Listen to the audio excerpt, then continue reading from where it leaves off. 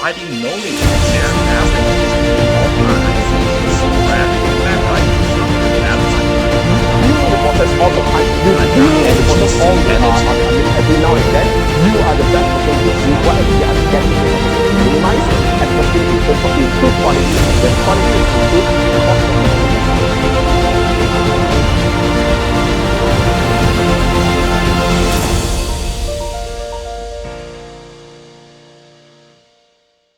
why we need to manage strategy. Because if you don't manage strategy, it is going to be one of the key concerns in terms of how actually we are going to achieve our desires. But in order to manage strategy, we need strategic thinkers. So when we talk about strategic thinkers, what strategists want to achieve? Basically, ladies and gentlemen, no matter which department are you from, no matter which business division are you from, no matter which country or which branch or which factory are you from, and no matter which employee level are you in, everybody is a strategist. Before you talk about balanced scorecard, you must know first what actually we are trying to do. And subsequent to that, what is our goals? Okay, and how are we trying to do this? These are the few things that a strategist need to think. These are the few things that leaders need to have in their mind. What are we trying to do in our department? What are we trying to do in our business division? What are we trying to do in our business unit? And what exactly are our goals? Okay? And what are our assumptions? Yeah, definitely. Assumptions is basically to talk about what could be the potential problems that we are going to face, or what could be the potential opportunities that we are going to gain. What if our assumptions go wrong? That is crisis management. So you can see that 1, 2, 3, and 4. That is what actually a strategist need to ask, think, and do as well. But whatever strategy that you have, there is always pros and cons. There are always setbacks. There are always things that we are supposed to take preventive action. So then, as a strategist, you must always think of question number 5: what if our assumptions go wrong? When we know that there is something wrong, so what changes do we need to have? What changes do we need to embrace, ladies and gentlemen? Again, we need measurement. When we talk about measurement, we need balanced scorecard. But what if you close your door today? Would your customer suffer any loss or not? Okay, you want to retain your current customer, you want to acquire a new customer, but today if you close your door, will your customer suffer any loss?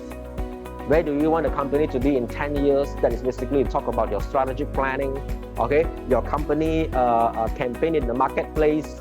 So the domain in which you want to compete, ladies and gentlemen. So now, if you want to draw out your strategic plan for the next 3 years, 5 years. Nowadays, honestly, a lot of companies, they don't go into 10 years business plan anymore because things change too fast. The environment is getting too agile, ladies and gentlemen.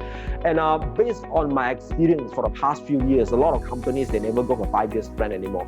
You know what they do? They go for the 3 years plan. Yeah, they go for 3 years plan. They say that, Teo, okay, things get too volatile, things get too uncertain, all right, things get too agile. Yeah, so now we can only go for the 3 years plan. Yeah, so if you want to know how actually going to draw out your strategic blueprint for your 3 years plan, ladies and gentlemen, come to our strategic planning session and we will give you more details. So how actually going to compete, okay, in terms of how to identify your customer group, okay, and definitely we talk about identifying your customer group. You also need to see what actually are the risks that we need to take to reduce crisis.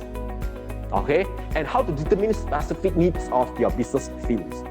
Okay, and how to develop unique points, ladies and gentlemen. This is all about blue ocean strategy. Yeah, all right, and how actually going to increase your production capability and capacity, and how actually going to enhance your delivery system, improve your delivery system. When we talk about delivery system, then we're going to talk about process digitalization. Okay, all right. If you don't tell people what is your expectation based on KPI, what do you want to inspect? Nothing to inspect. When you got nothing to inspect, how do you know that you are on the right track? How do you know that something is not really doing right? How actually going to adjust? How actually going to give feedback? Okay, there is no constructive feedback, ladies and gentlemen. All right, constructive feedback is highly important in order for us to adjust. Adjustment is highly important in order for us to minimize gap in the company. Minimization of gap is highly important, okay? Therefore, we need to inspect. In order to inspect, we need to set our expectations right. When we set our expectations right, don't just leave it there, okay? we need to do performance review on a consistently basis, at least every quarterly in a year. Not every end of the year. Okay, that is almost meaningless. Okay, all right. So now over here we can see that Balanced Scorecard is a strategy management system. Balanced Scorecard is a strategy management system to translate our mission into action. Okay, to translate our mission into action. And not only that, it communicates and link strategic objectives and measures. So you have all the measurements over here. It link up all your strategic measurements, be it in the people development perspective, process efficiency perspective, customer satisfaction perspective, and also financial gain perspective. So Balanced Scorecard is something very simple, but a lot of people, because they don't have a clear understanding of Balanced Scorecard, they are fearful of Balanced Scorecard. That is very sad. Every company needs financial strength. Every company needs customer. Every business needs a process. Every business needs human being, ladies and gentlemen. Okay, so it's common sense, but unfortunately, it's not a common practice. What are some of the commonly asked questions when it comes to Balanced Scorecard? Okay, people will be talking about how to design a Balanced Scorecard. Okay, how to design a Balanced Scorecard. Let me share with you, ladies and gentlemen, it is so simple to design a Balanced Scorecard. Okay, but what actually is a challenge? When you design a Balanced Scorecard, it's easy to design for your own department. It is easy to design for your own company, but it is not easy to design a Balanced Scorecard which is linked to another business unit, which is linked to another department. Because when you set a Balanced Scorecard, like for example, production, when you set your production Balanced Scorecard, your production Balanced Scorecard must be able to link to the sales department Balanced Scorecard. So now you are supposed to come up with a very smart KPI, specific, motivating, agreeable, realistic, and time-bound, okay, indicators. Or sometimes I call it as smarter, okay? Because what Balanced Scorecard you set for your business unit must align with another business unit. What Balanced Scorecard you set for your department must be able to help another department to achieve their Balanced Scorecard. Never work in a silo when it comes to Balanced Scorecard implementation. Maybe some of you never heard of Smarter Goal. What is E? It must be able for you to evaluate. Okay, you must have constant evaluation of your KPI. And for those who have achieved the KPI, ladies and gentlemen, don't forget, Sun Tzu Art of War said that, okay, a winning army must be rewarded. Same goes to the workforce.